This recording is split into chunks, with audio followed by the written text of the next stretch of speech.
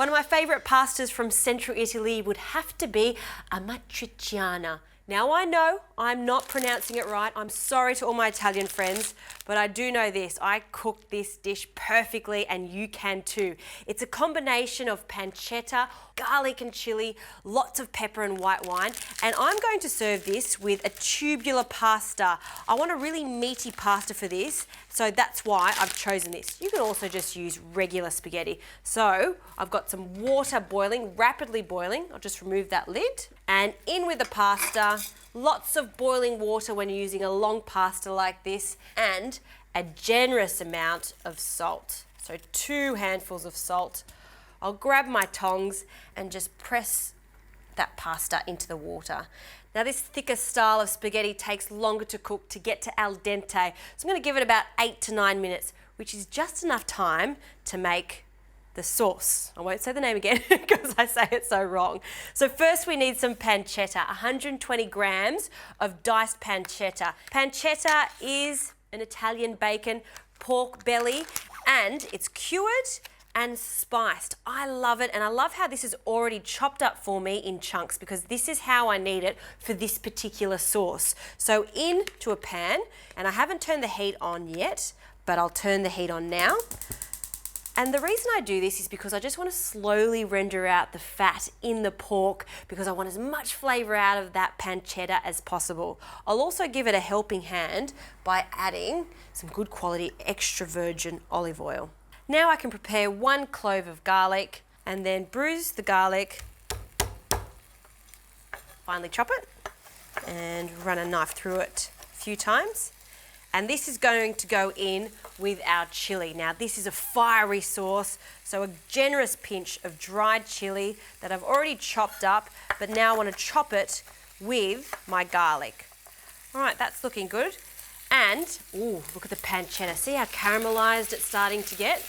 I never want to add my garlic and chili straight away with the pancetta. If I do that, it'll burn and then give us a bitter flavour. We don't want that. We want lightly golden garlic. So that can go in now. I'll just turn the heat down and we'll give that a toss. Oh, and you can start to smell that delicious pancetta with that garlic. Now I need to deglaze with some white wine, just a splash. And before I add my tomatoes, just allow that to reduce and allow that wine to cook off. We don't want the raw flavour of the wine. Now I've got some crushed tomatoes here, 400 grams of crushed tomatoes. We'll pour that in. I haven't seasoned this with any salt yet. I will have a taste. The pancetta should be salty enough. Oh, that's going to be delicious. No salt required, but I will add some pepper. Now this dish is renowned for having lots of freshly cracked pepper, so in with about half a teaspoon of pepper. That looks good. All right, now I'm just going to bring this back to the boil. It's going to cook for about 5 minutes until it's thick and rich, and then we're on the home stretch.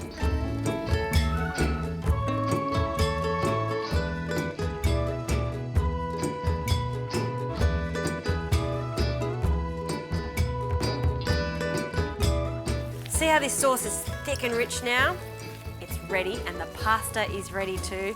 So we'll turn the heat off, and then in true Italian style, we'll pop the pasta directly into the sauce and allowing some of that starchy water to go into the pan too, and then we'll just start flipping and tossing and coating each strand. This is the only way to eat pasta. I know it's a bold thing to say, but it just tastes so much better when the pasta is completely coated in that sauce.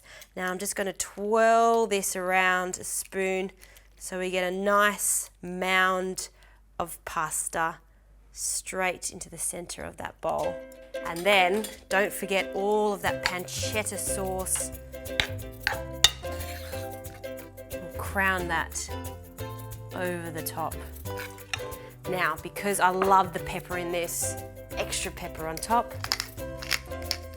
And then this pasta sauce is not served with parmesan, but pecorino. Of course, you can use parmesan at home if you like, but if you want something a little different, pecorino over the top. This is the ultimate comfort food. Have some pancetta ready in the fridge and you can make this pasta sauce just like that.